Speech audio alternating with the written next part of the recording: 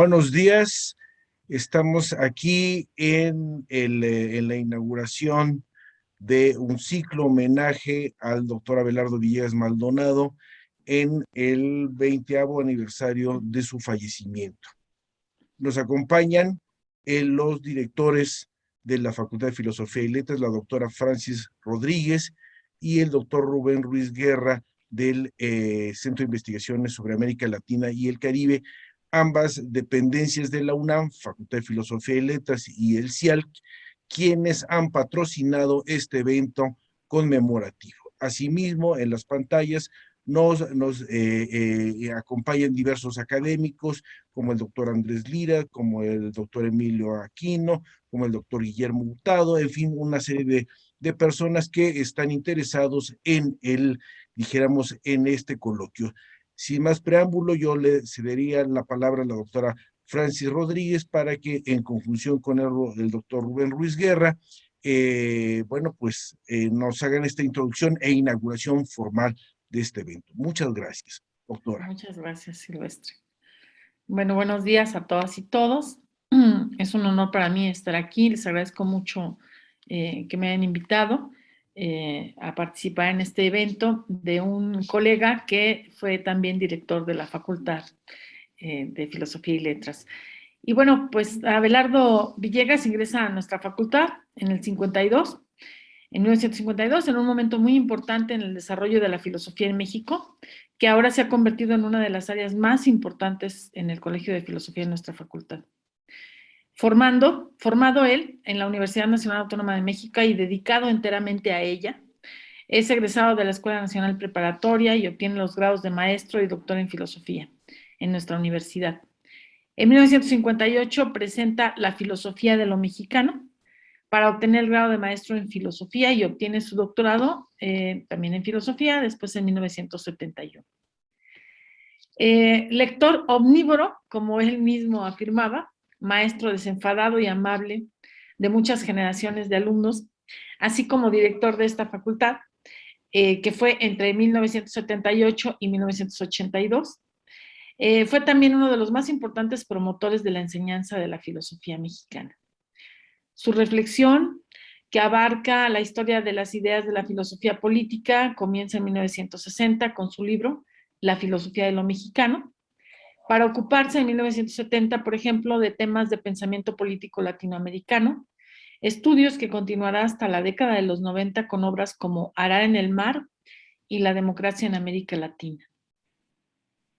Abelardo Villegas es un importante discípulo del doctor Leopoldo Sea y muestra en su trabajo académico la necesidad de pensar más allá del Estado-nación, fortaleciendo y defendiendo la existencia de la filosofía mexicana y latinoamericana, exponiendo a sus detractores con que en esta filosofía existen dos legítimas vías para filosofar, sin detrimento, obviamente, del rigor lógico y epistemológico. Por una parte, plantea que la filosofía latinoamericana es universalista porque aborda temas como los valores, la lógica, la ética y el conocimiento. Y por otra parte, permite profundizar en la reflexión sobre el acontecer actual de la región. En esta vinculación participó en los proyectos del Dr. Sea, en especial en los de estudios latinoamericanos. Su interés por la antropología filosófica le da la posibilidad de conocer en su ejercicio docente la expresión de sus intereses filosóficos y de su propia actividad. En este estudio, que se interesa por las formas concretas de lo humano, y en este caso de lo mexicano y de lo latinoamericano. Centro de su quehacer filosófico en la historia de las ideas y la filosofía política, poniendo en el núcleo siempre el conceptual la noción de libertad, desde su delimitación teórica, pero también desde el análisis puntual de prácticas políticas históricas en las que se pone en juego el ejercicio de la libertad y donde es fundamental tomar en cuenta que existe una realidad de dependencia histórica de los países de la región, como México, y que esto repercute en temas que vivimos diariamente como la democracia, la igualdad, el liberalismo, la soberanía popular, entre otros. El doctor Abelardo Villegas siempre estuvo comprometido con desentrañar la realidad que le tocó vivir, lo cual le permitió analizarla profundamente desde una perspectiva latinoamericana y regional, sin encasillarse en un determinado sistema filosófico, lo cual es fundamental para entender la complejidad de la región latinoamericana y caribeña. Pero el interés de Villegas no solo se muestra en su trabajo académico, sino también en su interés por crear y fortalecer redes de estudio que robustecieran el análisis sobre nuestro pensamiento y lograran establecer conexiones con estudios de otras regiones del mundo. Este trabajo fue muy importante en el ámbito de la divulgación, pero también fue fundamental para proyectar hacia el mundo la cultura y el pensamiento mexicano y latinoamericano. En el contexto del encuentro que hoy nos reúne, efectivamente la pasión por México y por Latinoamérica se revela como el centro de la obra de Villegas, pues se ocupa precisamente de este nuestro acontecer histórico, que también es un objeto válido de la reflexión filosófica, y no mero subjetivismo. Así como ahora podemos afirmar que este pensamiento es filosofar sin más, así como también que la historia ha dado la razón a quienes han dado la batalla por defender esta forma de hacer filosofía. Pues enhorabuena y con mucho gusto estoy aquí participando en esta inauguración. Muchas gracias. Muchas gracias, doctora Rodríguez. Sin duda alguna, como actual directora de la Facultad de la Filosofía y Letras, bueno, pues habrá el difícil encargo. Todos los que aquí han sido directores y presidentes de colegios, etcétera, saben que es dijéramos, lo más complicado es combinar la vida académica y la muy demandante actividad administrativa que ustedes lo viven todos los días. Y entonces, bueno, pues sin duda alguna esta reflexión en torno a dijéramos, a la parte como director de la Facultad de Filosofía y Letras en una época pues que era muy complicada. Bueno, siempre ha sido complicado, pero dijéramos, a finales de los años 70, 80 era así, hasta balazos había. Bueno, en fin, maestro Rubén Ruiz, por favor, si nos Muchísimas pudiera usted. gracias, Silvestre. Buen día tengan todas y todos ustedes. Saludo con enorme gusto a la doctora Frances Rodríguez, directora de la Facultad de Filosofía y Letras. Al fin podemos dialogar un poquillo, ya lo hemos podido hacer.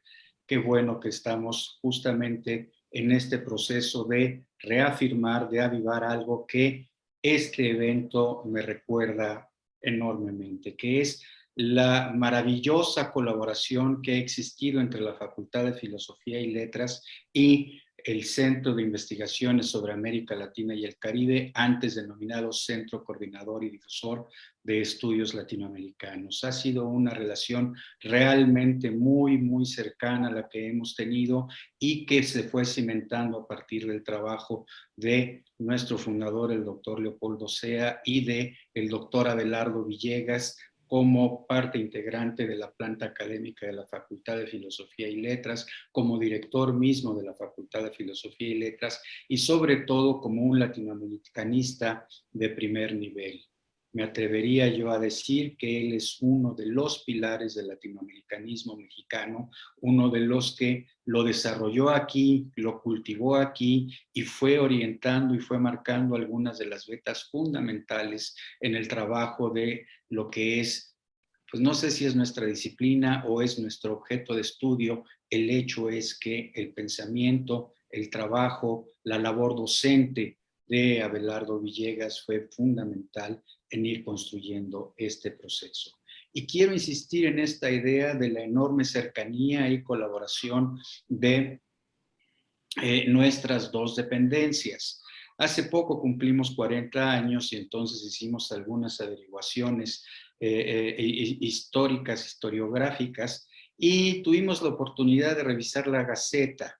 Y ahí en la Gaceta se reporta una actividad muy importante a la cual desde nuestro centro recurrimos siempre para decir, bueno, pues el origen de nuestra dependencia académica estuvo en una actividad, en un coloquio para la coordinación y difusión de los estudios latinoamericanos, justamente en el presidium de esa actividad, de la inauguración de esa actividad, junto al rector el doctor Guillermo Soberón, junto a Darcy Ribeiro, que fue uno de los principales intelectuales promotores de esta idea, estaba Abelardo Villegas con don Leopoldo Sea.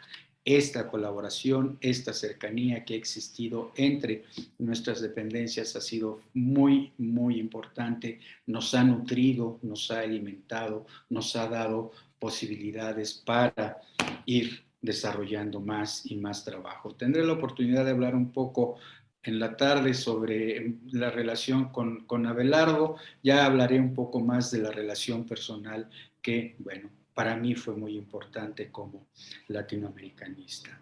Quiero insistir en esta idea. El trabajo de Abelardo Villegas fue un trabajo realmente muy importante. Como filósofo que reflexionó sobre lo mexicano, lo cuestionó la filosofía de lo mexicano. Creo que eso es algo muy importante porque hay veces en que cómo nos cuesta trabajo conocer algo, aprenderlo y leerlo de una manera crítica. Creo que una de las características del trabajo de Abelardo fue justamente el desarrollar ese pensamiento crítico como un elemento muy importante.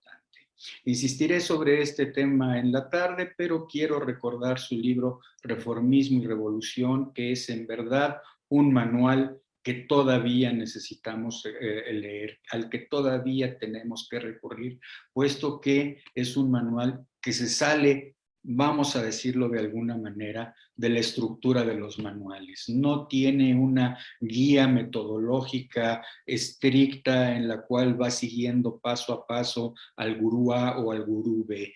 Abelardo va construyendo una manera de entender la realidad, una manera de acercarse al pensamiento latinoamericano, una manera de entender el diálogo entre realidad, estructura social, estructura económica e ideas políticas. Ese es un trabajo realmente muy importante que nos dejó Abelardo, al que creo que todavía podemos recurrir y podemos hacer todavía lecturas muy importantes, lecturas muy actuales. Justamente por todas estas razones, además de los afectos personales, y quiero enviar un saludo muy, muy especial a Eugenia Revuelta, parte de nuestra comisión dictaminadora, ha colaborado con nosotros de una manera muy especial, ¿sí?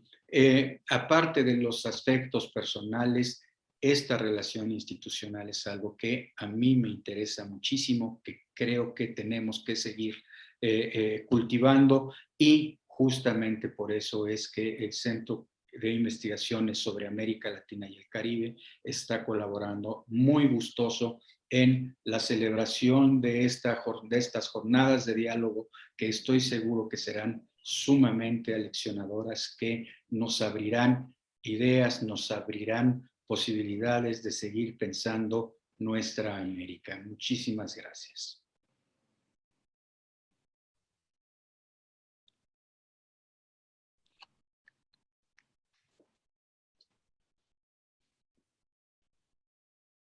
No te escuchamos, Silvestre. Muchas gracias, doctor Rubén Ruiz Guerra. Resulta que yo me acuerdo que efectivamente el nexo, la Facultad de Filosofía y Letras y el Centro de Estudios Latinoamericanos que estaba dentro de la facultad fue evolucionando, pero un poco como lo que tú dices, y seguramente de ello nos vas a ampliar en la tarde tu comentario. Siempre fue la visión de mi padre, desde este punto de vista que estamos viendo, que es no solamente académico, sino también funcionario, la del pensamiento de más allá de la frontera mexicana, ¿no? O sea, ver dijéramos, el submundo latinoamericano, pero también Angloamérica.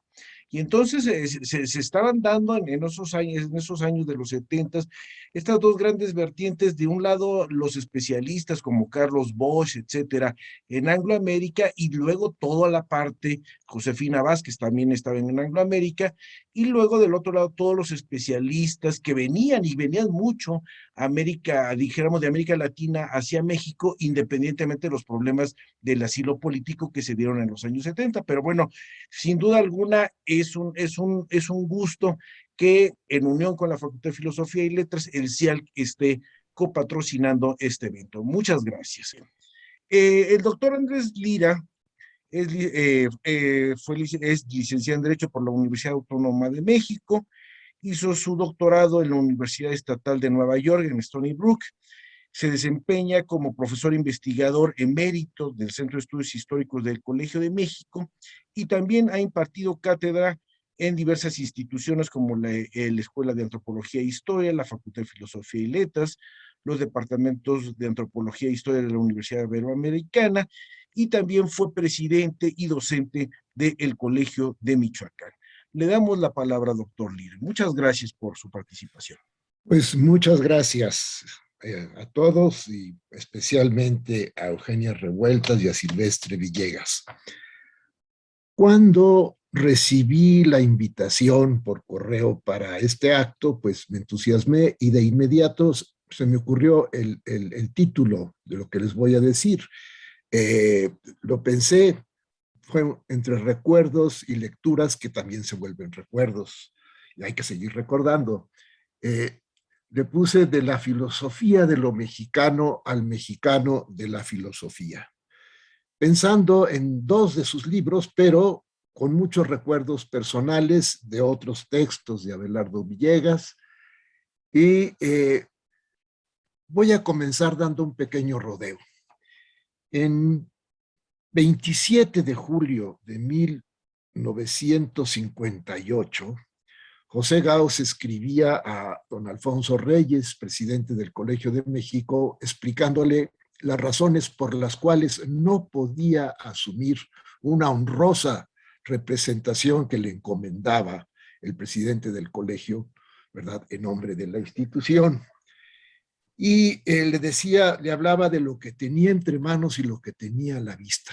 Siempre estuvo ocupadísimo Gauss en la enseñanza, en la traducción, en la autoría, etc. Decía que tenía en la Facultad de Filosofía y Letras 10 tesis en dirección, 10 seminarios de tesis porque eran personales, otro seminario con profesores, ocurrencia del nuevo director que era Francisco Larroyo. Estos profesores jóvenes pues eran nada menos y nada más que Ricardo Guerra, Alejandro Rossi, Emilio Uranga y Luis Villoro, que sabemos esto porque entre Guillermo Hurtado y Aurelia Valero han publicado estos valiosos, interesantísimos textos. Y en el siguiente párrafo le decía, y tengo que acabar de leer la tesis de un discípulo de SEA, que son 300 páginas a renglón seguido. Seguía una larga lista también de cuestiones y luego las que tenía a la vista que eran pues traducciones, textos, etc. Bueno, ustedes se habrán dado cuenta, claro, que el alumno, el discípulo de SEA era Abelardo Villegas, que a la sazón era nuestro profesor de psicología en el Colegio Franco Español en el último año de la prepa. Con él habíamos tenido trato desde antes porque llegaban temprano Eduardo Blanquel y él a dar sus clases, bromeábamos, hasta jugaban con nosotros, algunas veces se metían a los juegos que traíamos ahí, éramos jovencillos, ¿verdad? Preadolescentes, y la entrada a clase pues tenía todavía ese sabor de broma y de cordialidad. Y Abelardo Villegas solía empezar su clase con los comentarios del día y dándonos cuenta de lo que había hecho y lo que estaba haciendo. Y nos habló de su dedicación a la filosofía. Nos dijo, al terminar la preparatoria, como suele ocurrirle a algunos, me sentí genio. A mí me gustaba el piano, estaba estudiando piano y me interesaba la filosofía. Y entonces dije, voy a estudiar las dos. Con toda tranquilidad me lo propuse, pero me di cuenta que no se podía. O se dedicaba uno a la filosofía o al piano y había optado por la filosofía. Andando el año escolar, ya pues el mes de julio, nos invitó a su examen profesional, diciéndonos que si queríamos asistir a ver cómo destrozaban a su profesor en el examen de grado. y bueno, que se celebró el 4 de agosto de ese año. Se presentó pues la filosofía de lo mexicano, fue aprobada y mereció magna cum laude, como bien sabemos, se publicaría en 1960. Fue pues la primera crítica extensa a la filosofía de lo mexicano, una actividad que había tenido gran importancia en la vida cultural de México y particularmente en la Facultad de Filosofía, auspiciada por Leopoldo Sea, el maestro de Abelardo Villegas, de Eduardo Blanquel, y fue un movimiento en el que participó el grupo Hiperión, es esta generación, que si ya la desea, pero aquí auspiciada por él, y pues fue muy importante, se alternó con aquellos que hacían simplemente historia de la filosofía, quienes pues, no apreciaban mucho los hiperiones, pero algunos de ellos realmente resultaron excelentes historiadores de las ideas, bueno, Villoro, por ejemplo. Entonces hay que ver ese ambiente, que era también en los momentos en que la universidad iba a ocupar el espacio de la ciudad universitaria recién construida en 54, ya se van a ciudad universitaria, flamantes instalaciones, bellísimas. Entonces, en ese ambiente, pues Abelardo Villegas estudia en la Facultad de Filosofía, se forma y se va formando como profesor de diversas materias filosóficas, humanísticas. En el franco español daba, como les decía, psicología. Bueno, esta corriente de filosofía de lo mexicano, auspiciada por Leopoldo Seas, está esta colección de México y lo mexicano en Porrúa y Obregón, pues es bien importante, causó bastante conmoción, bastante sensación en el medio, y Abelardo Villegas la tomó como tomaba todo, con una enorme sencillez, no se complicaba para decir las cosas, y con una enorme elocuencia. Realmente la conclusión a la que llega es, bueno, esta filosofía de lo mexicano es posible tal como la han expresado los participantes. Sí, bueno, es una ontología, pero una ontología que al fin y al cabo descubre lo universal en el mexicano y tiene que hacerse cargo, mal que le pese, de las circunstancias en las que vive el mexicano, del entorno, de la concreción histórica. Entonces, está trabajada con categorías del existencialismo, está trabajada con categorías, por supuesto, del historicismo. Los participantes eran discípulos de Gauss, un historicista cabal, y también un hombre de la filosofía concreta en sus distintas versiones, y que nunca abandonó las preguntas metafísicas, ¿verdad? Eso es una cosa muy interesante, esta situación de la cual se hace cargo Abelardo Villegas en su larga y erudita y clara tesis, la filosofía de lo mexicano. Bueno, el segundo término del título, el mexicano de la filosofía, pues ya está por esa dedicación que él tenía y que tuvo, dejando el piano, sin abandonar el gusto por la música, y pues fue una situación muy grata. Estos años, estos finales de los años 50, el 58 fue un año conflictivo, acuérdense que hubo toma de camiones, era el fin del gobierno de Ruiz Cortines.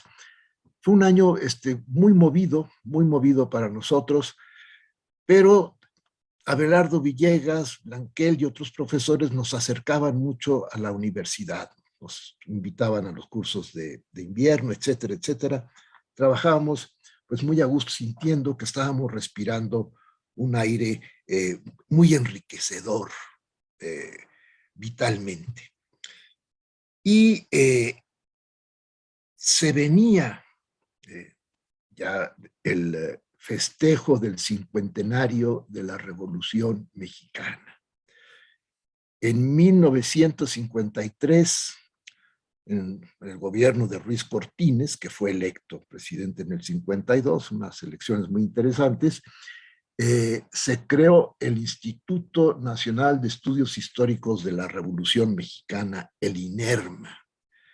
Había una gran preocupación por lo que se había llamado Partido Revolucionario Institucional, ¿verdad? El PRI, un partido sin ideología. Y con esa preocupación se crea el INERMA.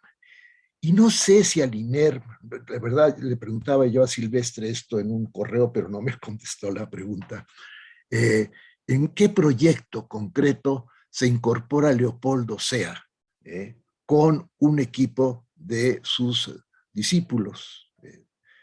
Y a la cabeza de estos, como trabajador incansable, se distinguirá Abelardo Villegas. La ideología del partido tiene que salir de su historia, tiene que salir de las realidades mexicanas. Y en esta labor, yo creo que el que hizo más, el que realmente hizo la tarea así completa y la siguió completando, fue Abelardo Villegas,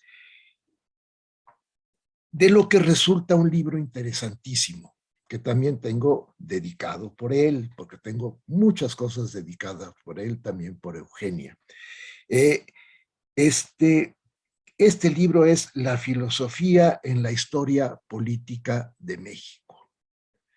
Es un libro que hace un recorrido del significado de la filosofía en la convivencia, en la ordenación y desordenación política de México a lo largo de su historia, desde que fue Nueva España hasta el México postrevolucionario.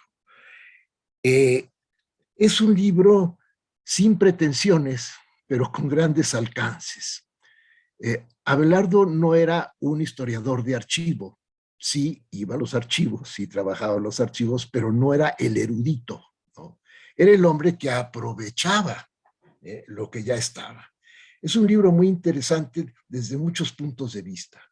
Estar al tanto de lo que se ha producido, de lo que se ha pensado y de lo que se estaba pensando sobre México.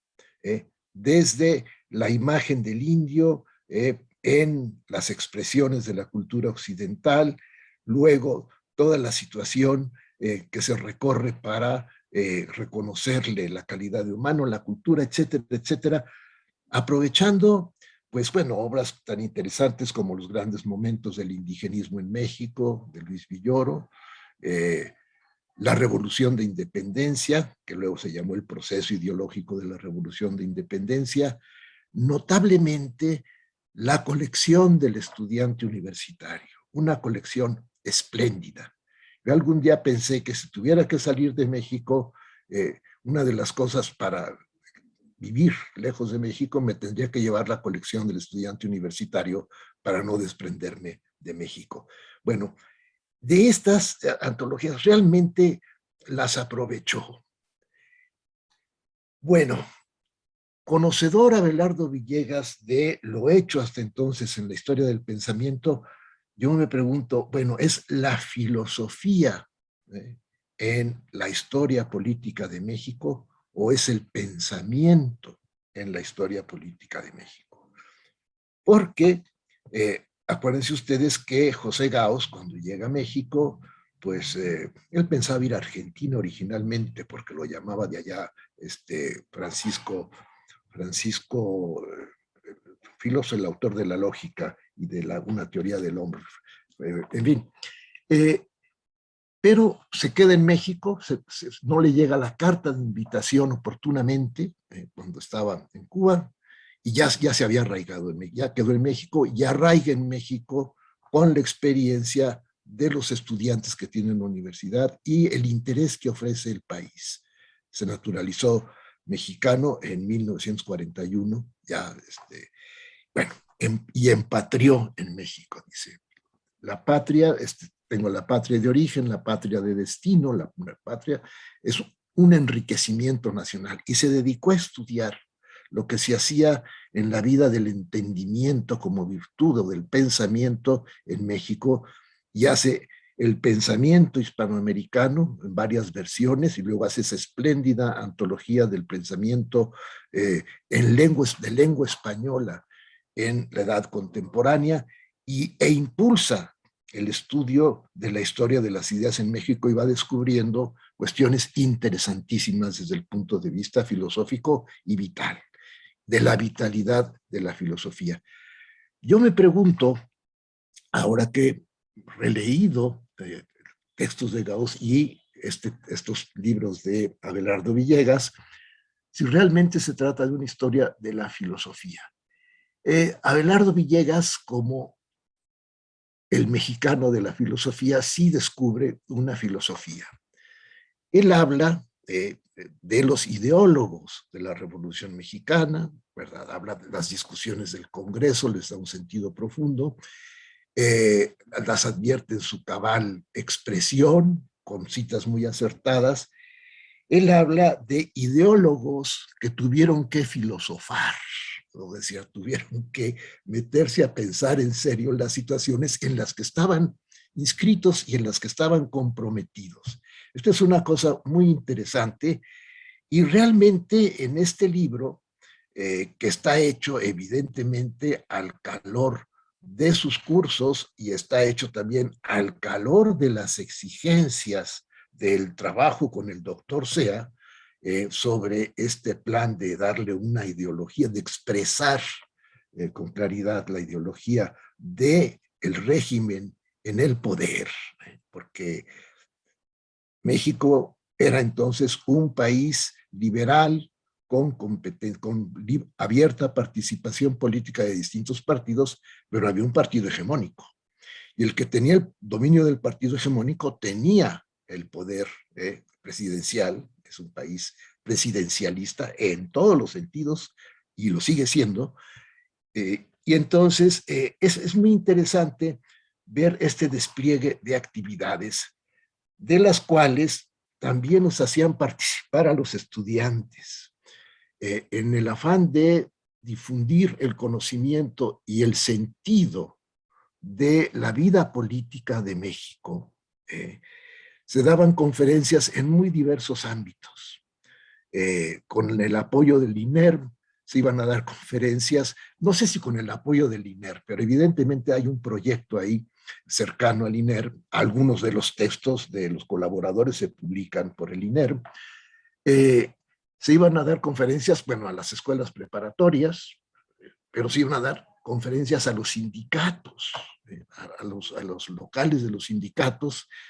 Alguno de los filósofos de la facultad, Trejo, fue a hablarle sobre el ser en Vasconcelos, una conferencia larguísima que no acabó, porque dijo que el tiempo se le había echado encima y no había podido llegar. Entonces, había de todo.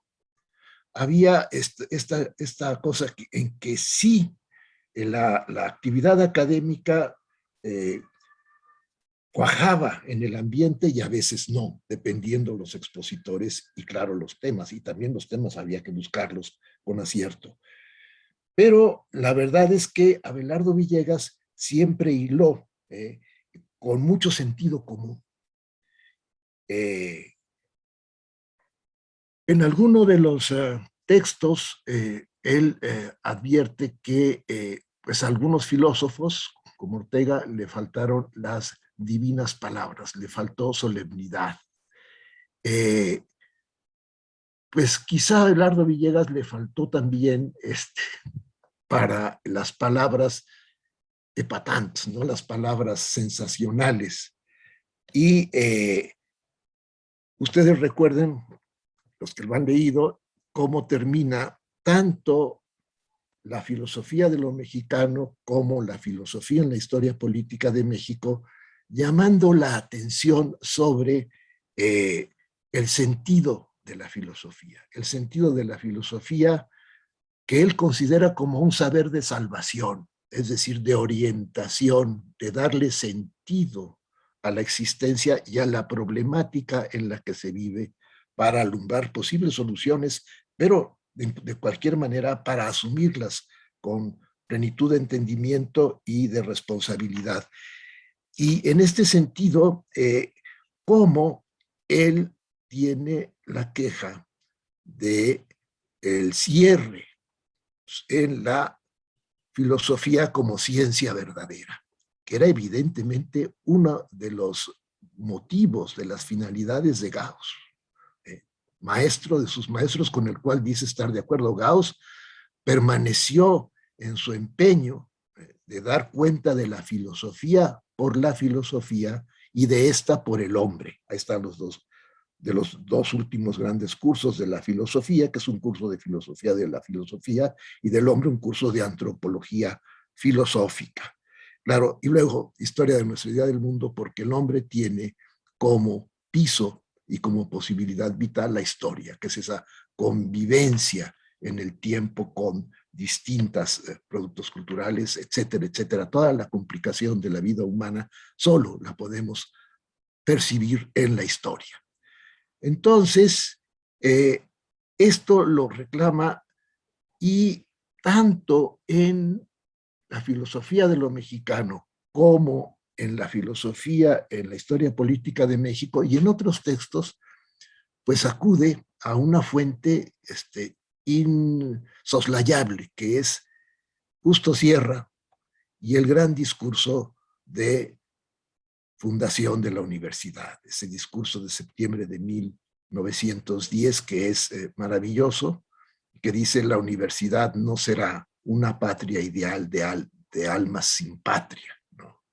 No nos sorprenderá la toma de Constantinopla, discutiendo sobre la luz de Tabor, todas estas figuras, y la necesidad de la filosofía, el rompimiento con el positivismo, una filosofía cientista, o una ciencia que le da algunas veces un pequeño lugar a la filosofía, una filosofía cientista de la cual no se puede escapar, porque la realidad cultural que tenemos pues es la creencia en la ciencia, de la ciencia que se puede convertir en tecnología y en técnica, por lo pronto. Entonces, estas preocupaciones acompañaron a Abelardo Villegas. Ya no quisiera extenderme, creo que ya llevo como 25 minutos hablando, pero él tenía en su proyecto también una antropología filosófica.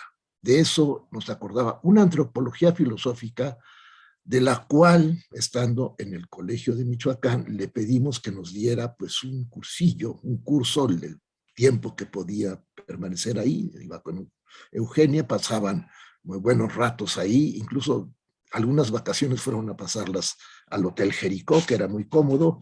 También iba Silvestre ahí.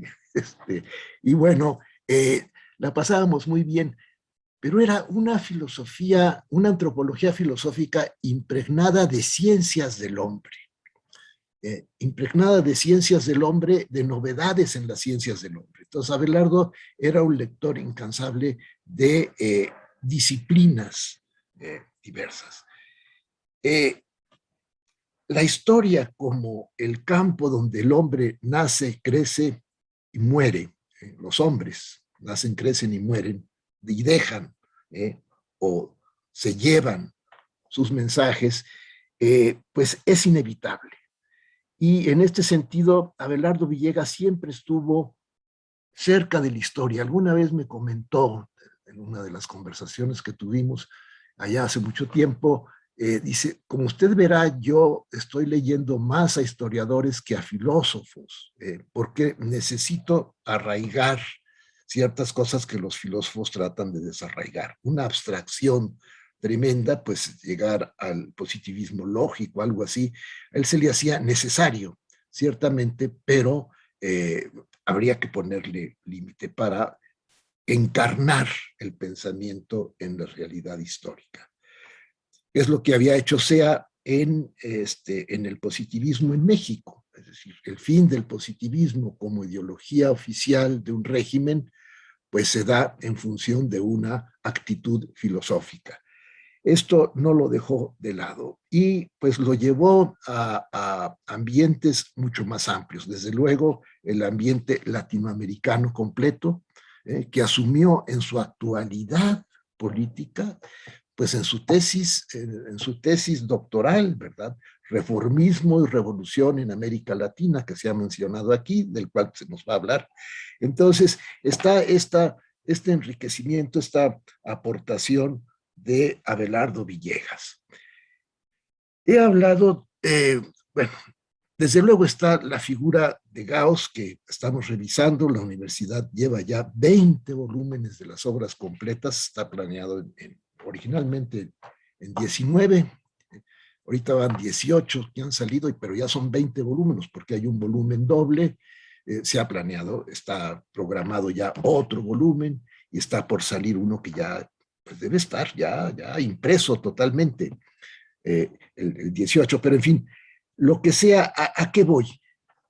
A Abelardo Villegas le tocó prologar el tercer tomo de las obras de Gauss, que es el tomo relativo a las ideas de la filosofía, donde se juntan dos ideas de la filosofía, esta polémica que tuvo, este intercambio de opiniones, de pareceres contradictorios sobre la filosofía, con Francisco Larroyo, es decir, cosas, se ha enriquecido con las páginas adicionales, pero Abelardo Villegas entregó su prólogo a tiempo, incluso antes de la muerte de Fernando Salmerón, que es el autor del proyecto que ahora está en muy buenas manos de Antonio Sirión Quijano. Bueno, hay en este prólogo que he releído por varios motivos, tuve que hacer un trabajo sobre Gauss hace algún tiempo, recientemente, bueno, era un conocimiento de lo que se estaba haciendo en filosofía en México, una incorporación positiva a sus quehaceres en la filosofía en México y la extensión de esto para hacer efectivamente de la filosofía un país, bueno, una posibilidad, un saber de salvación. Un saber de salvación, ¿en qué sentido? En que podamos llevar las cosas al extremo posible de nuestro entendimiento y trabajar con nuestro entendimiento. Es decir, no dejar un México sin sentido, aquí utilizando el título de un libro que agradezco mucho al doctor Guillermo Hurtado, y con esto cierro, porque pues nos interesaría oír a los que vienen y eventualmente dialogar con los que quieran. Muchas gracias, muchas gracias Eugenia, muchas gracias Silvestre, muchas gracias a los directores de la facultad, a la directora de la Facultad de Filosofía y del Centro de Investigaciones Latinoamericanas y del Caribe. Muchas gracias. Muchas gracias, doctor Lira. Yo creo que efectivamente, como ha planteado el doctor Lira y seguramente ahondará el doctor Hurtado, no son saberes, porque eso era una parte de la idea de Abelardo Villegas, no son saberes dignos de quedarse solamente en la biblioteca o en la especialidad del erudito, sino a partir de un conocimiento profundo de las fuentes filosóficas y de las fuentes históricas, cómo eso se puede traducir en libros, en artículos, etcétera, y que influyen en la vida cotidiana y en la formación de un Estado todavía con muchos problemas como es el Estado mexicano. Pero bueno, no me voy a extender, vamos a cederle la palabra al doctor Guillermo Hurtado, pero antes voy a leer algunas líneas de su currículum. El doctor Guillermo Hurtado Pérez es doctor en filosofía por la Universidad de Oxford. Actualmente es investigador del Instituto de Investigaciones Filosóficas de la UNAM, fue su director durante 8 años y ha sido docente en la licenciatura y en el posgrado de la UNAM, en el ITAM, la Universidad de Buenos Aires, la Universidad Iberoamericana y también la Universidad de Aguascalientes y la Universidad Hebrea de Jerusalén. Del 2001 al 2002 participó en la creación de la Universidad Autónoma de la Ciudad de México como asesor del rector, que ha de haber sido un encargo complicado, y en marzo del 2009 fundó con Gabriel Vargas y José Alfredo Torres el Observatorio Filosófico de México. Guillermo, tienes la palabra. Muchas gracias, Silvestre, por esta invitación. Muchas gracias a la doctora Eugenia Revueltas. Estoy muy contento de compartir foro virtual con todos los presentes, algunos de ellos estimados amigos, admirados maestros. Y bueno, pues yo voy a presentar un trabajo que todavía se está cocinando, ¿no? No me dio tiempo de acabarlo bien, pero creo que espero poder seguirlo trabajando y publicarlo más adelante. Yo también me quiero ir un poquito por el lado anecdótico y me quiero ocupar sobre todo de la relación entre Abelardo Villegas y Emilio Uranga y Octavio Paz, ¿no? Sobre estas polémicas que él tuvo con ellos. Bueno, yo conocí al doctor Villegas en la facultad. Yo entré a la facultad en 1980. Somos de la misma generación, Silvestre y yo, él en historia, yo en filosofía. Enorme generación. Yo tomé clase con el doctor Villegas en 1984, en el último curso de Historia de la Filosofía 8, ¿no? Donde se veía la historia de la filosofía del siglo XX. Fue un maestro estupendo, lo recuerdo con mucho cariño, ¿no? Tengo un recuerdo, o sea, que me sigue como causando cierta inquietud.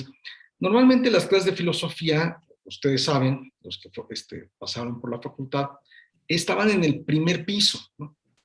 Casi todas las clases de filosofía estaban en el primer piso. Era muy raro que hubiera clases de filosofía en el tercer piso. Es ahí donde tomaban clase los pedagogía, en fin, etc., ¿no? Bueno, yo no sé por qué la clase del doctor Villegas estaba en el tercer piso, ¿no? Entonces nosotros llegábamos los alumnos y yo me acuerdo que el doctor Villegas llegaba sofocado, ¿no? O sea, le costaba subir la escalera. Y yo siempre me pregunté, ¿por qué si él había sido director poco tiempo antes, por qué lo habían mandado hasta el tercer piso, ¿no? Cuando le debían haber dado un salón de planta baja. Eso a mí siempre es una pregunta que tengo ahí en la mente que nunca me la he dejado de hacer. Quizá Silvestre me puede ayudar a responder. Ahora, la clase era estupenda, ¿no? El doctor Villegas era un hombre como profesor, amabilísimo, cortés, generoso, simpático, pero pronto me di cuenta, y eso lo confirmé más adelante cuando ya lo leí, que era un hombre muy crítico.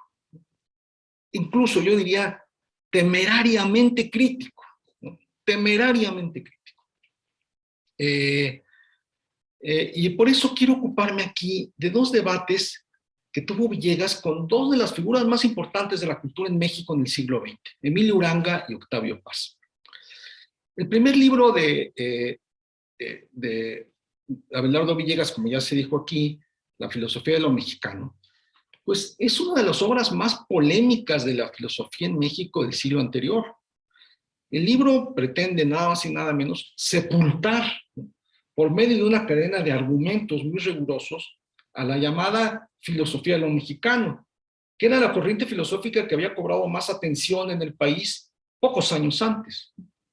A ver, el argumento central del libro es que aunque la filosofía de lo mexicano puede resultar interesante por sus repercusiones históricas, culturales o políticas, carece de sustento filosófico. La filosofía de lo mexicano no se puede defender, sostenía Villegas, porque sus premisas teóricas, a saber, las dos principales, el historicismo y el perspectivismo, son a fin de cuentas insostenibles, ¿no?, ya que ambas doctrinas caen en paralogismos y contradicciones insolubles. Villegas afirma que el periodo historicista y perspectivista de la filosofía mexicana, que se había extendido a lo largo de 3 décadas, o sea, desde mediados de los 30 hasta mediados de los 50, pues que esa época de la filosofía mexicana debía cerrarse, ¿no? A pesar de que en ese periodo pues hubiera figuras tan destacadas como Samuel Ramos, Leopoldo Sea, su maestro, y Edmundo Gorman. Entonces, lo que anuncia Villegas en este libro es como una nueva era de la filosofía mexicana, ¿no? Una nueva filosofía mexicana, la que comenzaría en los años 60, que debía tener dos características, ¿no? Tenía que ser más universalista y más científica. ¿Okay? Y aquí las corrientes que estaban en este escenario, hacia finales de los años 50, principios de los 60, eran básicamente dos corrientes: el marxismo y la filosofía analítica. O sea, curiosamente, en este momento, de principios de los años 60, tanto analíticos como marxistas estaban en un mismo bando, por así decirlo, en contra de los filósofos previos. ¿Okay? Y en efecto, esas fueron las dos corrientes que florecieron en México en las siguientes décadas, con personalidades como, por ejemplo, Luis Villoro, que es el ejemplo de alguien que supo brevar de las dos fuentes. Villoro, a partir de los 60, conecta el marxismo y la filosofía analítica, las dos, ¿no? Pero también es la época ya de oro del magisterio de Sánchez Vázquez, de Lide Gortari, y por otro lado, Salmerón y de Alejandro Rossi, ¿no? Rossi creo que más o menos ha de haber recibido por ahí, ¿no? Cerca de Abelardo Villegas, ¿no? Entonces, es una generación la que estamos viendo, ¿no? Es una generación que se rebela contra la generación anterior, que es la generación del Hiperión, ¿no? Generación brillantísima, ¿no? O sea, ¿no? Seguramente la más brillante de las generaciones de la filosofía mexicana en todo el siglo XX, ¿no? Bueno. Ahora, la filosofía de lo mexicano, el libro, como ya señaló hace un rato el doctor Andrés Lira, es un libro que está basado en la tesis de grado que se presentó en el 57, creo, ¿no? Por aquí dice, hay una fecha. Se presenta en el 58, habiéndola terminado en el 57. Ok, eso sí, lo pues, advierte ahí. Ah, ok, sí. Aquí dice abril de 57. Está fechada, el prólogo está fechado en abril de 57. Sí, sí. Entonces, la acabó en 57, se le presentó hasta el 58. El 4 de agosto de 58. Un año después, claro, es que pues, se tardaron mucho en leerla, seguramente, ¿no? Dice Andrés Lira que Gauss decía que eran 300 cuartillas a renglón seguido, ¿verdad? Es que esto es algo que me interesa porque, a ver, yo quise buscar la tesis la tesis de Villegas, la quise buscar en algún lado, ¿no? Pensé que estaba digitalizada, ya ven que en Tesinama ves, algunas tesis están digitalizadas, pero vi que no, que la tesis solo está en 2 bibliotecas y está en microfilm. Entonces, no pude encontrar. O sea, a mí, una de las cosas que quiero hacer más adelante, quiero comparar la tesis con el libro, ¿no? Porque el libro salió publicado en 1960, ¿no? Entonces aquí se me abre, yo tengo la impresión de que el libro, el texto del libro no es igual al texto de la tesis, ¿no? O sea, mi hipótesis está basada sobre todo en una sección del libro, pues es que, bueno, sí, una sección del libro en el que comenta Villegas un libro de Francisco Larroyo, La filosofía americana, su razón y su sin razón de ser, que fue publicado hasta el 58. ¿No? Entonces, a mí me parece que esa sección del libro la metió Abelardo Villegas después de la tesis, ¿no? Okay. Pero entonces, ¿qué otras cosas cambió, ¿no? O sea, sería interesante ver qué quitó y qué cambió, sobre todo por el carácter tan polémico de algunas cosas que dice, ¿no? Y aquí ya yéndonos a la parte más anecdótica, política, personal, pues cómo se mete con muchas figuras muy poderosas de la filosofía y de la cultura en México, ¿no? Particularmente, por ejemplo, también es el caso, lo que quiero ver con Octavio Paz. Aquí yo voy a hablar, bueno, hay una cita, lo paso para después, porque si no, entonces ya me voy a desviar y entonces voy a empezar a hablar de Octavio. Pues vamos a quedarnos con Emilio Uranga, ¿no? Bueno, nada más una cosa respecto al Arroyo, o sea, que sí es interesante. Larroyo fue siempre un oponente del historicismo y del perspectivismo en México. El doctor Andrés Lira ya señalaba aquella polémica que tuvo con Gauss cuando acababa de venir Gauss de España, y donde el Arroyo atacaba ese historicismo y ese perspectivismo de Gauss, ¿no? Entonces, de alguna manera, Villegas le daba la razón al Arroyo, ¿no?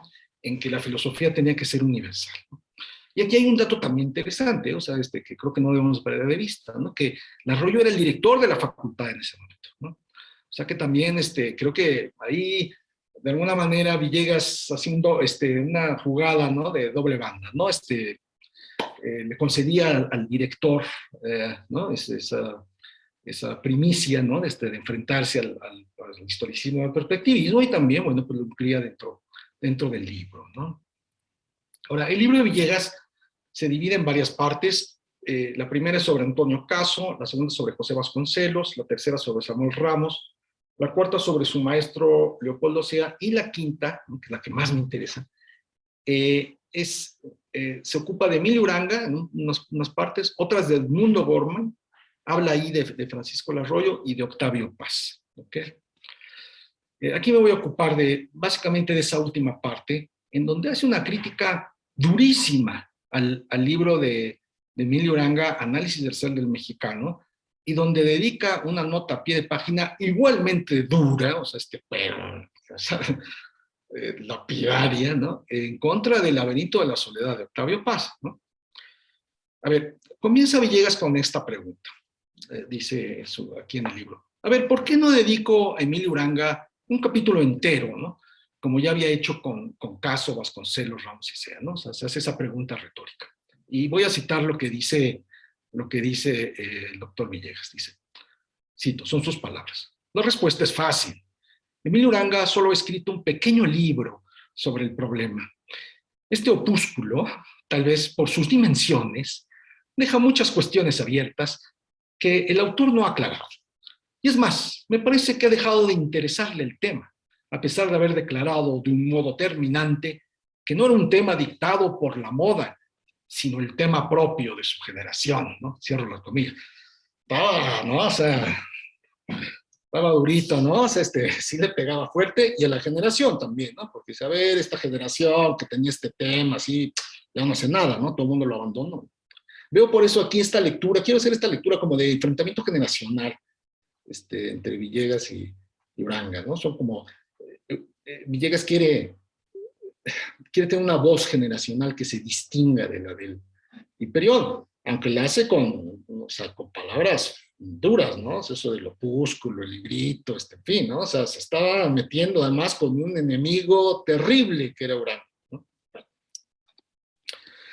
En el análisis del ser del mexicano, afirma Villegas, ¿no? Yo hice esta revisión del libro de Uranga, que está publicado por la editorial Bonilla y Artigas, ¿no?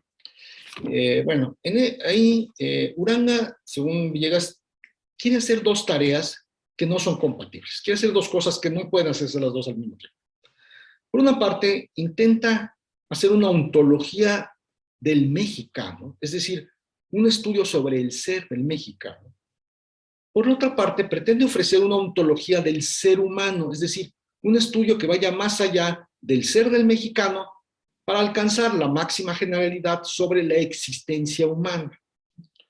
Según Villegas, o bien se queda con el estudio del mexicano, lo que consiste en un estudio historicista de un tipo de ser humano, por lo que no puede decirse que se trate de un estudio ontológico estricto sensu, o se queda con el estudio del ser humano, lo que consiste en un estudio ontológico del ser humano en su universalidad plena, por lo que no puede decirse que se trate de un estudio sobre el mexicano en lo particular, ¿no? O sea, ven cuál es digamos, como la tensión que encuentra Villegas ahí, ¿no? O sea, Uranga no puede ser las dos cosas, no puede ser ontología del mexicano y no puede ser ontología del hombre, tiene que escoger, ¿no? Si hace ontología del mexicano, entonces ya no es ontología estricto sensu, y si hace ontología del hombre, pues entonces ya no es del mexicano, ¿no?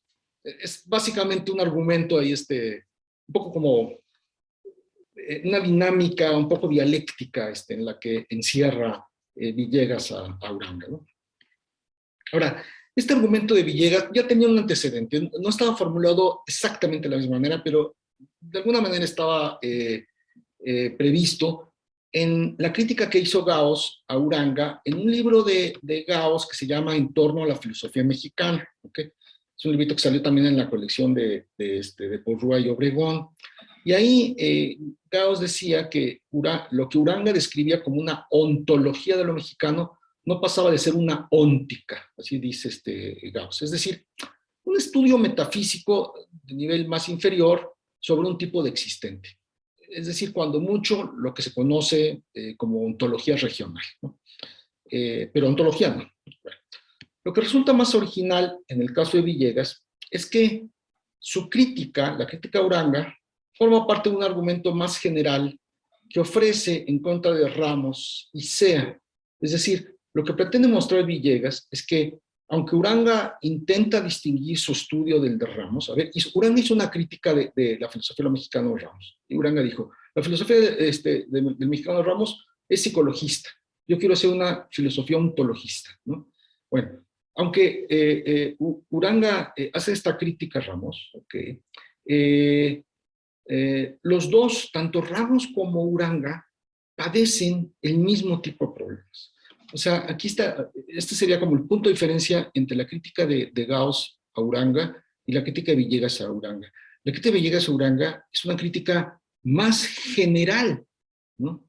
En la que, o sea, el argumento central de Villegas no solo le pega a Uranga, le pega a Ramos, Sea, etc., y también le pegaría a Gauss en alguna manera, porque Gauss también tiene un perspectivismo, ¿no? O sea, a fin de cuentas, en Gauss hay un perspectivismo, y también entonces caería en algunas de las críticas que le hace, o sea, que le hace Villegas. Entonces sí, creo que la crítica de Villegas es más poderosa que la de Gauss en ese libro que ya señalamos de En torno a la filosofía mexicana, ¿no? Ahora, como ya les había dicho, y ahorita ya me voy a meter más en la parte anecdótica, más picante, ¿no? O sea, un poquito así como para que tengamos una conversación ¿no? Más general, ¿no? O sea, un poco también como de los modos y las formas de la intelectualidad mexicana. Pues Uranga se refiere Villegas se refiere a Uranga con cierta rudeza, ¿no? Ya vimos que califica su obra como un pequeño libro, luego lo califica de inconsistente e incongruente, aunque dice, tiene momentos ingeniosos, ¿no? O sea, de repente también Villegas dice, bueno, el libro, o sea, tiene momentos ingeniosos. Y luego, para acabarla así ya ¿no? Para darle ya la estocada así durísima, cuando después habla de O'Gorman, ¿ok? Villegas dice, bueno, O'Gorman no cae en los mismos problemas que Uranga, ¿no? Y lo cito, ¿no? Esta es frase de Villegas. Porque dice, O'Gorman es más sagaz que Uranga, o mejor dicho, ha comprendido mejor a Heidegger. Cierren las comillas. Bueno, eso que Uranga, que no había comprendido bien a Heidegger, ¿no? Pues aquí Andrés Lira sabe cómo la admiración a Heidegger en esta generación era, pues, ¿no? Pero era pegarle, pero feo, ¿no? Era un gancho al hígado, ¿no? Okay, bueno. Ahora, yo me pregunto por qué la animadversión de Villegas con Uranga, ¿no? Porque esto sí parece ya casi algo personal, ¿no? O sea, no solamente es no solamente es una crítica de las ideas, aquí parece que le trae algo ¿no? Villegas a Uranga. Villegas entró a la facultad en 1952, ¿okay? El año glorioso de Emilio Uranga. O sea, Emilio Uranga en 1952 era el sol de la Facultad de Filosofía y Letras, ¿no? Era un muchacho joven, brillante, considerado un genio, ¿no? ¿no? O sea, tenía atención mediática. Realmente ese cenit de Uranga en 1952, yo creo que no lo ha tenido ningún otro filósofo mexicano desde entonces, ¿no? ¿Qué pasó ahí, no? O sea, se cruzaron Uranga y Villegas en algún pasillo, ¿no? ¿Le habrá hecho alguna grosería Uranga a Villegas? Porque eso era muy típico de Uranga, ¿no? O sea, Uranga insultaba a todo mundo, ofendía a todo mundo, ¿no? Pues no lo sabemos, ¿no? No lo sabemos. Eso ya sería, pues, cuestión de escarbar ahí, ¿no? En las anécdotas, pero más bien, o sea, yo lo que sí creo, o sea, más allá de esto, es que lo que estamos viendo es cómo, después de esta generación la del Hiperión, que fue tan brillante, que tuvo tantos reflectores, la generación siguiente se tenía que distinguir de alguna manera, ¿no? Si no quería vivir bajo la sombra de aquella anterior. Entonces yo lo interpreto así, ¿no? O sea, realmente es un manifiesto, este libro es un manifiesto de la nueva generación filosófica, ¿no? Así lo entiendo yo. A ver, vamos a hablar un poquito de Uranga, ¿no? Uranga era un hombre temible por su afiladísima pluma, que sabía utilizar desde sus columnas periodísticas en contra de las figuras más respetadas de la política y la cultura mexicana, ¿no?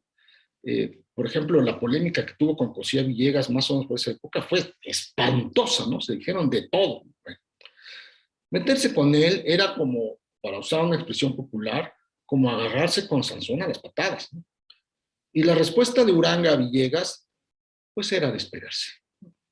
Era esperarse y llegó muy pronto. Llegó aquí, en este libro. México, 50 años de filosofía, todos ustedes lo conocen, ¿no? Estos 4 gruesos volúmenes que se publicaron entre 1960 y 1962. Es una obra importantísima, ¿no? Del régimen de López Mateos, ¿no? Pues que era como un inventario de todos los grandes logros de la Revolución Mexicana, ¿no? Ahora, ¿a quién le pidieron que escribiera el capítulo sobre filosofía en este libro? A Emilio Uranga. Emilio Uranga, que era en aquel momento, pues, un hombre muy cercano al poder, ¿no? Asesor del presidente López Mateos, ¿no? Algunos han dicho incluso que ideólogo del régimen, ¿no? No me quiero aquí distraer más, pero bueno, yo ya tengo un artículo escrito que se llama así precisamente, Emilio Uranga, ideólogo del López Mateísmo, que salió en Mexican Studies, ese artículo. Bueno, entonces, el capítulo que escribió Uranga aquí sobre la filosofía en México en los últimos 50 años, es un capítulo muy difícil, ¿no? Es un capítulo que creo que si uno no conoce bien la obra de Uranga, se pierde acerca de quién es, para qué estaba escrito y para quién estaba escrito. Pero es muy claro que uno de los destinatarios de ese trabajo fue Abelardo Villegas. Clarísimo. Uno de los objetivos de Uranga para participar en este libro fue dar una respuesta a Villegas. Y cito a Uranga. Voy a citar una parte del capítulo. Estas son palabras de Uranga, abro comillas. Se trabajó tanto en ese tema de lo mexicano, se le agotó sobre la base de vivirlo tan espasmódicamente, que de hecho la beta quedó en pocos años exhausta, intocable, vedada. Un capítulo de la filosofía en México perfectamente cerrado. Una etapa liquidada. ¿Por qué? Se pregunta Uranga, ¿por qué? Si hace algunos años, como hemos dicho, el tema o asunto de moda en la filosofía era la filosofía del mexicano, en nuestros mismísimos días, más que este tema, lo que urge explicar es su interrupción, su muerte casi súbita. A la avalancha de las contribuciones ha seguido el silencio y la dispersión, dice Uranga. Y aquí, ojo, y aquí es donde le pega al doctor Villegas, ¿no? Aquí viene la venganza de Uranga. Y dice, solo de vez en cuando surge por ahí no voy a leer el adjetivo por respeto, ¿no? Al doctor Abelardo Villegas, surge por ahí un ¿no? ¿Ok? Que en una tesis, así entre comillas, vuelve sobre el tema para, entre comillas, criticarlo. Punto seguido, y aquí dice, epigonismo sin gloria ni nobleza, rebajamiento al que se han atrevido personalidades envidiosas de una antigua fama y grandeza. Cierro los palos. Qué chistoso esto, ¿no? De la antigua fama y grandeza. ¿La antigua fama y grandeza de quién? Pues de él, de Uranga. ¿De quién más? ¿No? Entonces, básicamente, lo que está haciendo Uranga aquí es tachar a Abelardo Villegas de envidioso, ¿no? Bueno. Pero entonces sigue preguntándose Uranga, bueno, pero ¿cuál es la explicación de que la filosofía de lo mexicano ya no le interese a los jóvenes de la nueva generación, los que sacaron, ¿no? Y dice, fíjense esta explicación, abro comillas, la filosofía del mexicano era expresión de una vigorosa conciencia nacional. Tenía en lo espiritual un sentido semejante al que en lo económico había inspirado la expropiación realizada por Lázaro Cárdenas. Fíjese la conexión que está haciendo Uranga, la conexión política que está haciendo Uranga entre la filosofía de lo mexicano y el cardenismo. Pero ha compartido, dice Uranga, el destino inexorable que la historia reserva a todo movimiento de liberación nacional. Nadie sabe para quién expropia, podría decirse.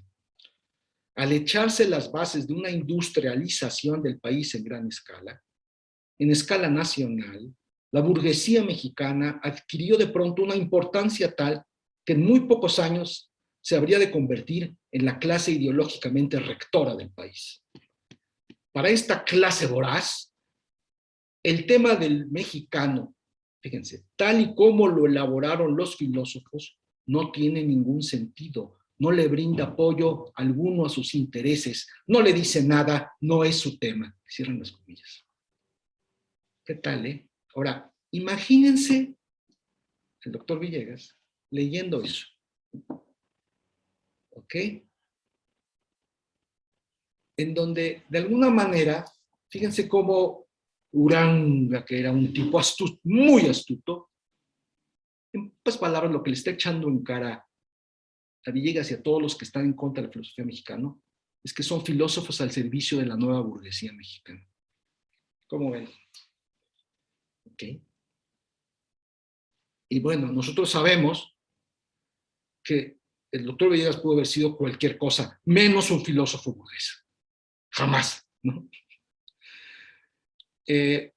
Entonces,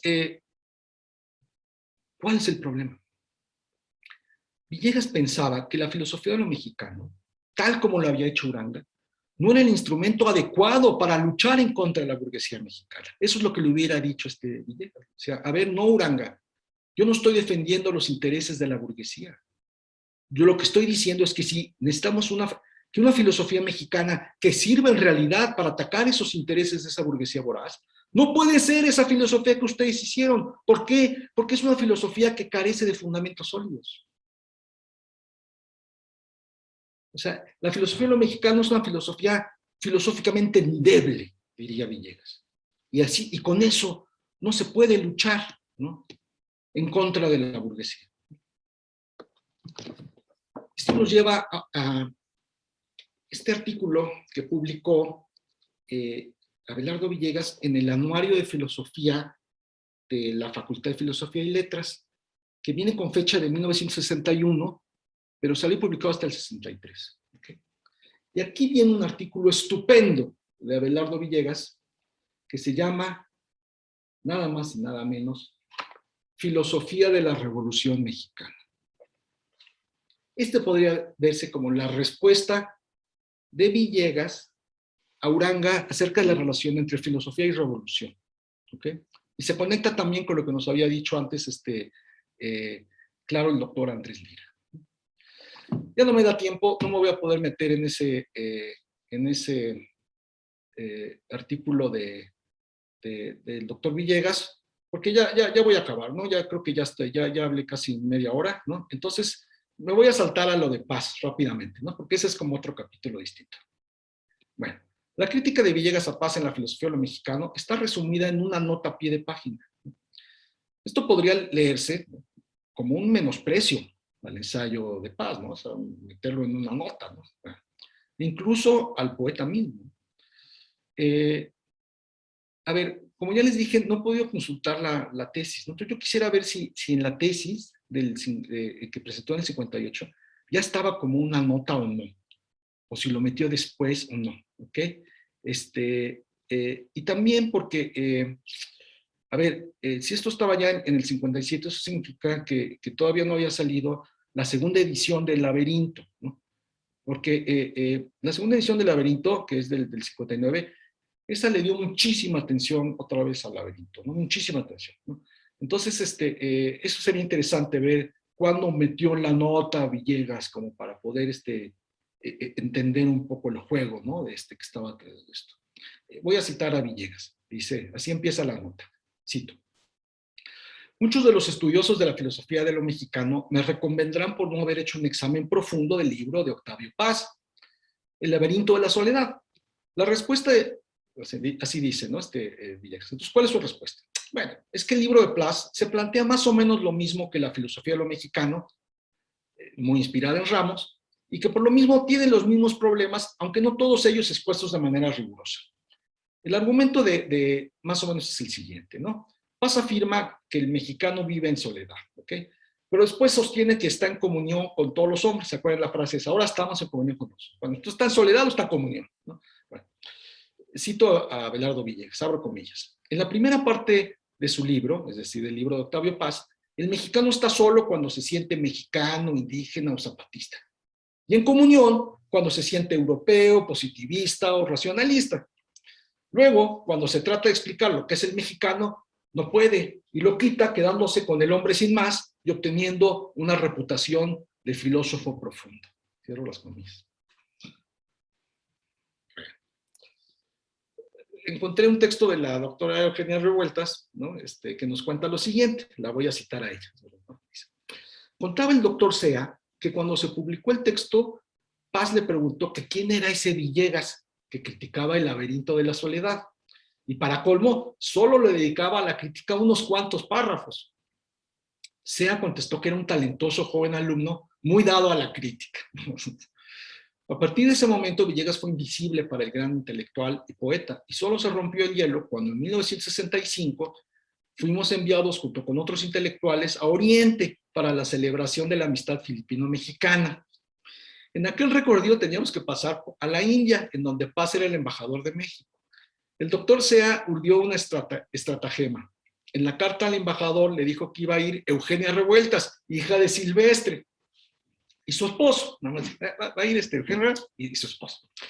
Seguramente Paz lo entendió todo, y cuando llegamos a la India, mucho por el afecto que siempre le tuvo a Revueltas, y otro tanto por el humor desenfadado de Abelardo, nos trató en forma extraordinariamente amable. Para que vean que, o sea, Paz tomó nota de lo ¿no? De la crítica de Abelardo Villegas. O sea, pero bueno. Muy interesante la protección de Sea a Villegas. Aquí también yo creo que Uranga no se metió más con Abelardo Villegas por no querer meterse con Sea. Pero aquí también viene otra pregunta, ¿no?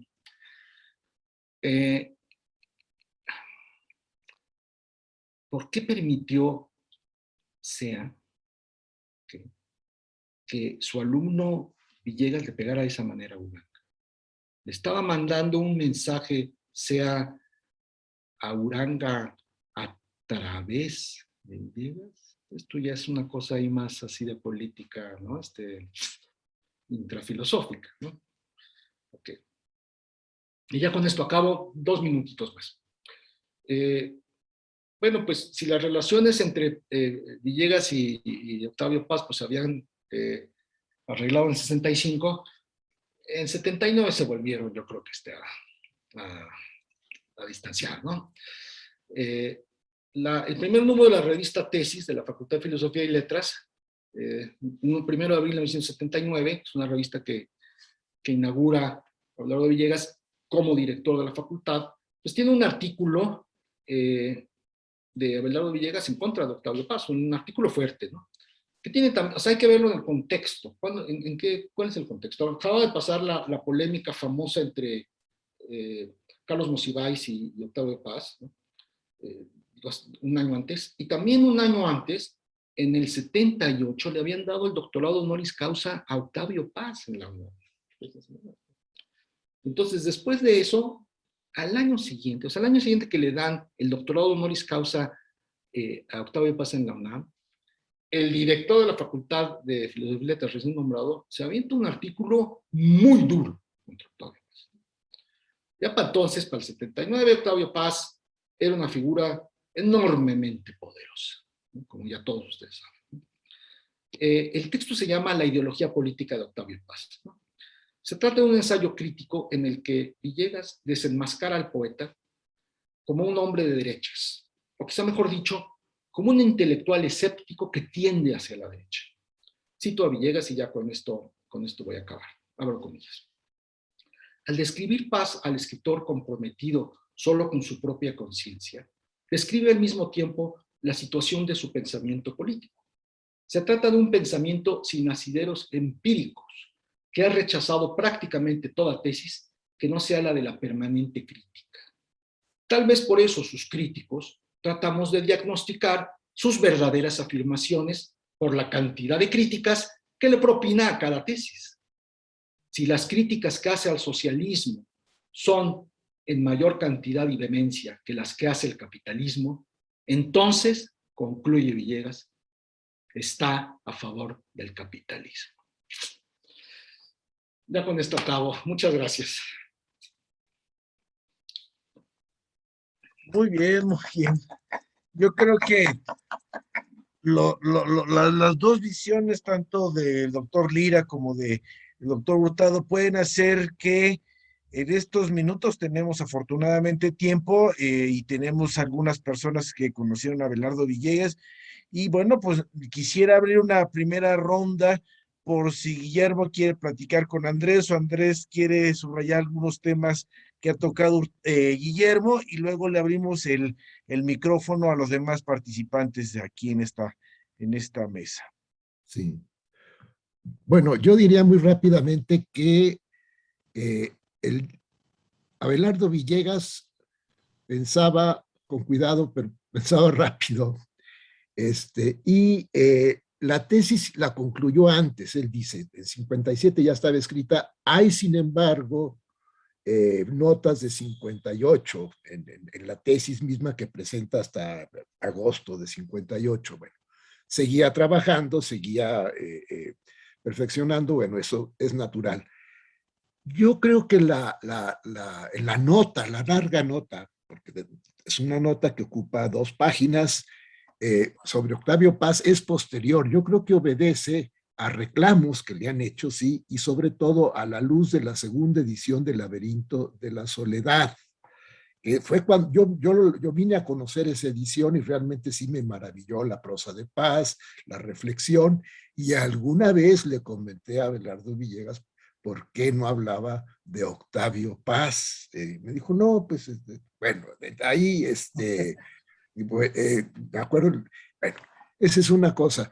Otra cosa es la ironía, la crítica. Cuando él habla de una filosofía que se cierra sobre sí misma, como la discusión de la luz del Tabor o lo que sea, es muy interesante. Roberto Moreno, querido amigo mío, me platicó, también amigo de Abelardo Villegas, que hubo una reunión con un joven filósofo muy partidario de la filosofía analítica, totalmente dado a la filosofía analítica, que comentó que, director del instituto de investigaciones filosóficas, dice, 4 páginas de filosofía analítica valen más que 100 páginas de historia de la filosofía. Entonces Abelardo Villegas le dijo, quiero ver las 4 páginas, ¿verdad? Ese fue el comentario que hizo, porque bueno, no había 4 páginas. Entonces, sí tenía tenía ese sentido irónico, parecido al de Luis González, el diálogo entre Abelardo Villegas y Luis González, que lo repetimos mucho en Michoacán, porque iban muy seguido, enseñó en el colegio de Michoacán, me apoyó como miembro de la Junta de Gobierno del Colegio de Michoacán, cuando me tocó la responsabilidad, con consejos muy acertados, evitó que me metiera en un berenjenal crítico tremendo, un libro pésimo, al que le iba yo a hacer una reseña desgarradora. Y me dijo Abelardo, mire Andrés, la reseña no la va a leer nadie, más que los encargados de los autores de leer las reseñas que salen, y le echa usted de enemigos a todos estos a la institución de la que se está haciendo cargo. Dijo, lo mejor es no comentar el libro, nadie lo va a leer si no es a través de esos intereses. Entonces tenía ese touch de sea cierto para muchas cosas, para la vida, y en ese sentido se revelaba como un filósofo, pues, más partidario de la razón práctica que de la especulativa, eso sí, todo el tiempo, y a la hora de la hora más partidario de la crítica del juicio que de la razón pura. Esa le interesaba en cuanto que penetraba en la realidad. Pero me ha gustado mucho la exposición de Guillermo, yo creo que es muy enriquecedora y por ahí debía haber más trabajos. Luego él reunió algunos de los ensayos en libros posteriores, de la filosofía de Octavio Paz está reproducido en otro de los libros. Qué bueno que juntó ensayos, ¿no? Pero bueno, aquí lo dejo, aquí lo dejo. Guillermo. Y nada más ahí, siguiendo lo que Andrés había dicho sobre cómo estaban haciendo una ideología de la Revolución Mexicana en aquel tiempo. El artículo de Abelardo Villegas es realmente muy interesante. Es una lectura muy a fondo de la Constitución de 1917, ¿no? Sí. Y tiene una especie como de herramienta filosófica interesante con la que describe sobre todo el artículo 27, ¿no? O sea, dice, los constituyentes redactaron el artículo de tal manera que pudiera tener como una especie como de interpretación, una banda interpretativa, ¿no? Se podía ir más hacia la derecha, más hacia la izquierda, ¿no? Y eso lo pone Villegas como un gran mérito de los constituyentes, ¿no? Y como una característica peculiar de la Revolución Mexicana también. O sea, porque, a ver, podría haber una crítica injusta, me parece, de que el artículo, ¿no? Es ambiguo, ¿no? Y Villegas lo que dice es que es al contrario, ¿no? O sea, esa es una virtud, ¿no? Y que eso permite que la Revolución Mexicana en su proceso histórico se vaya definiendo de una manera u otra, ¿no? En esto coincide de cierta manera con Leopoldo Sea, ¿no? En que la Revolución Mexicana se podía ir como construyendo y definiendo con el tiempo, y eso es lo que la podía hacer una revolución permanente. Tesis, por ejemplo, que defiende en Conciencia y Posibilidad Mexicano, Leopoldo Sea. Pero me parece que en el caso de Villegas, lo que hace es rescatar desde la filosofía de manera muy interesante la polémica que hubo en el 33, si no me equivoco, entre Lázaro Cárdenas y el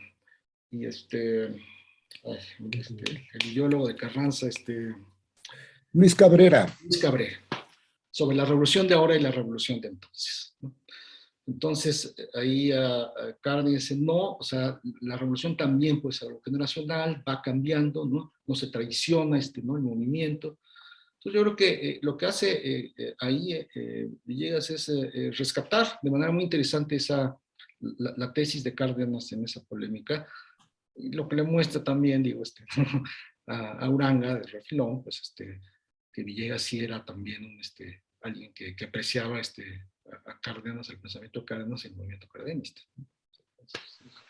Bueno, más agregaría esto una cosa, el momento en que están trabajando, sea con este proyecto de sustentar, de hacer visible ideas en la Revolución Mexicana, es muy interesante porque es el paso de Ruiz Cortines, quien había absorbido la experiencia de Miguel Alemán, y la carga de Miguel Alemán a un país de austeridad, hace una devaluación magistral de 8.50, 12.50, que duró mucho tiempo, etcétera, etcétera, y es el momento, cita, la acertada izquierda dentro de la Constitución.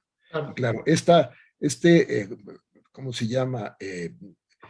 Esta mezcla, eclecticismo del pensamiento mexicano, que es un hecho, entonces lo trabajó muy bien, y en ese sentido, la acertada izquierda dentro de la Constitución de Moreno Sánchez Pero la crítica que hace, que está recogida de otros trabajos también en este libro, porque pasa más allá de la Revolución Mexicana, el alemanismo y luego el socialismo o no, que de eso se va a hacer cargo ya de una manera mucho más amplia en revolución y reforma y revolución en América Latina. Yo creo que él estaba al pendiente de los espectros del pensamiento que se podían volver filosofía política o filosofía incidente en la política. Eso lo siguió trabajando hasta el final de sus días.